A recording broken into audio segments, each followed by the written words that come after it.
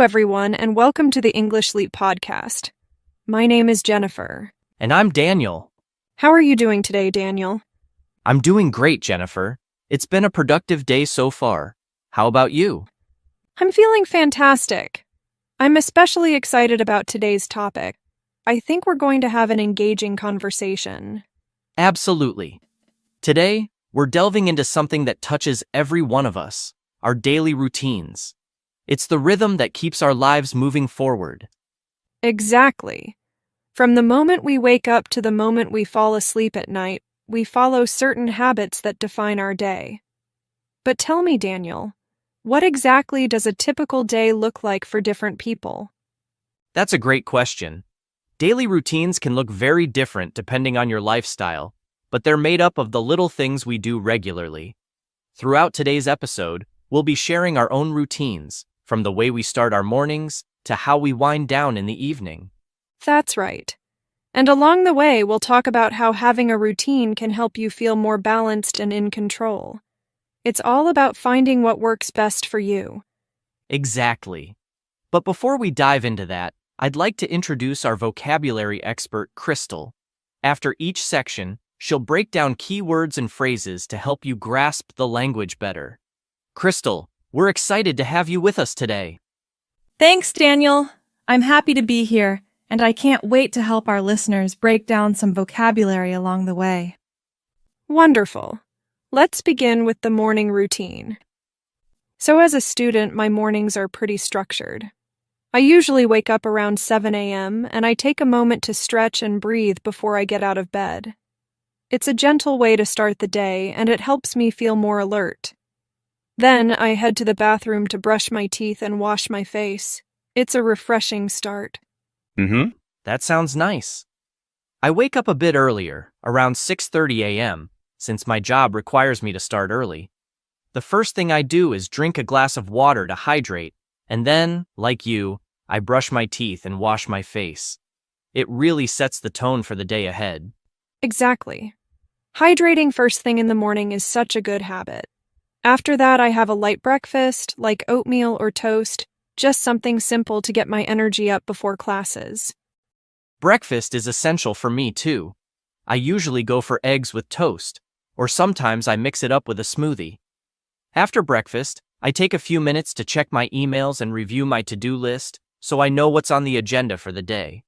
I do the same. I check my class schedule and make sure I'm ready for the day ahead. It's always nice to feel organized before jumping into things.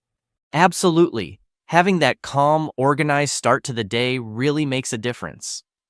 Now, to help our listeners dive deeper into the vocabulary we've just used, let's hand it over to Crystal. Crystal, could you walk us through some of the key terms from our morning routines? Absolutely, Jennifer. Let's take a closer look at some key vocabulary from your conversation. Stretch. To extend your body or limbs to loosen up your muscles, which Jennifer does to ease into the day. Hydrate. To give your body water. Daniel starts his day with a glass of water to hydrate himself. Light breakfast. A small, simple meal in the morning, like oatmeal or toast. Jennifer prefers a light breakfast to get her energy up for the day. To-do list. A list of tasks you plan to complete during the day. Daniel reviews his to-do list every morning to stay organized. Those are some useful terms from your morning routine. Now, back to you, Jennifer. Thanks, Crystal. I think understanding these terms in context really helps our listeners absorb them better. Absolutely. And now that we've got the morning covered, it's a great time to move on to the afternoon routine. Shall we, Jennifer? Sounds perfect, Daniel. Afternoons for me are when I'm most focused. I usually have classes or study sessions, and I try to take it one step at a time. If it's a long study session, I make sure to take short breaks to stretch and move around. It helps keep my mind fresh. That's a smart approach. My afternoons are usually the busiest part of my day, with meetings or project work. But like you, I make sure to take breaks, even if they're just a few minutes. I find that stepping away from the desk to stretch or get a snack really helps me recharge.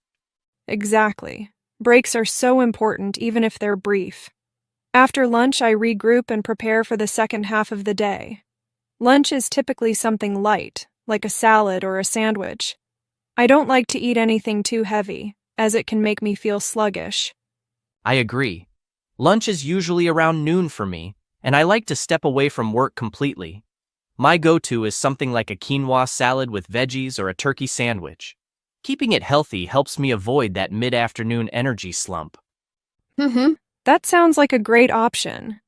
After lunch, I tackle my bigger assignments, making sure to get them done while I still have energy. It feels good to wrap up those important tasks before the day winds down. Yeah, I do the same. After lunch, I focus on key projects that require my attention and try to knock them out while I'm still feeling productive. All right, Crystal, could you take us through the vocabulary from our afternoon routines? Certainly, Daniel. Let's break down some of the key terms. Focused. Giving your full attention to something, like how Jennifer stays focused during her study sessions. Recharge. To regain energy, which Daniel does by taking short breaks throughout the day. Regroup.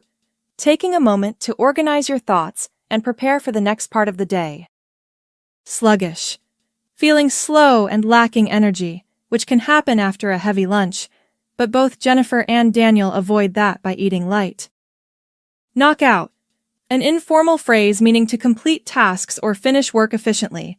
Daniel said he likes to knock out his key projects while he's still productive. Energy slump. This refers to a dip in energy, usually in the afternoon after lunch. Daniel mentioned avoiding an energy slump by eating a healthy lunch. Those are the key words for the afternoon. Now, let's shift to the evening routine. Back to you, Jennifer. Thanks, Crystal. That was really helpful. It's amazing how just a few key words can really make things clearer. Exactly. I love how practical these terms are. You can use them every day.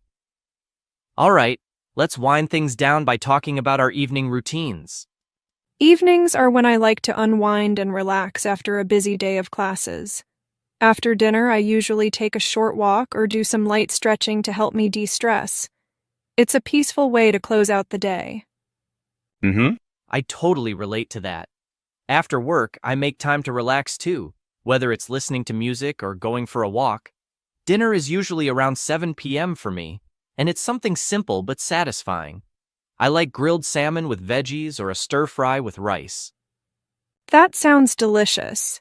My dinner is usually something quick and easy, like pasta with vegetables or a rice bowl. Once dinner is done, I always make sure to brush my teeth and wash my face. It's such a small part of my routine, but it helps me feel refreshed and ready for bed. Oh, definitely. Brushing my teeth and washing my face feels like pressing the reset button after a long day. It's a simple way to shift into relaxation mode. After that, I usually wind down with a book or a cup of herbal tea before bed. That sounds really calming.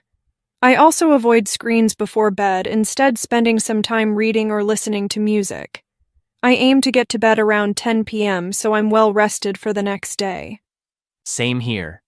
I stick to a consistent bedtime too, around 10:30 p.m., and it's amazing how much better I feel the next day when I get a full night's sleep. All right, Crystal. One last time, could you walk us through the vocabulary from our evening routine?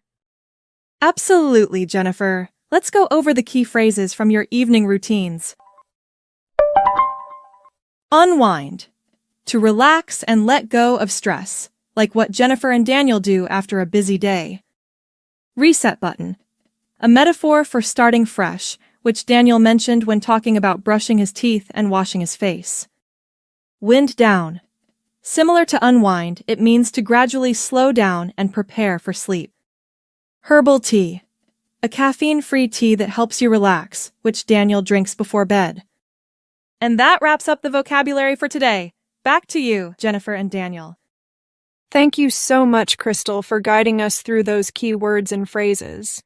It really helps to understand the language in context. Absolutely. It makes it easier to remember when we see how the vocabulary fits into everyday life.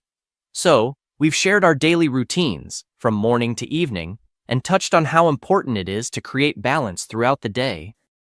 Exactly. Whether you're working, studying, or just trying to structure your day better, having a routine that works for you is key to staying organized and feeling in control. And remember, it's not just about staying productive. It's about taking those moments to relax, recharge, and take care of yourself.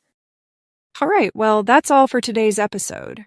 We hope this conversation gave you some helpful insights and tips for your own routine.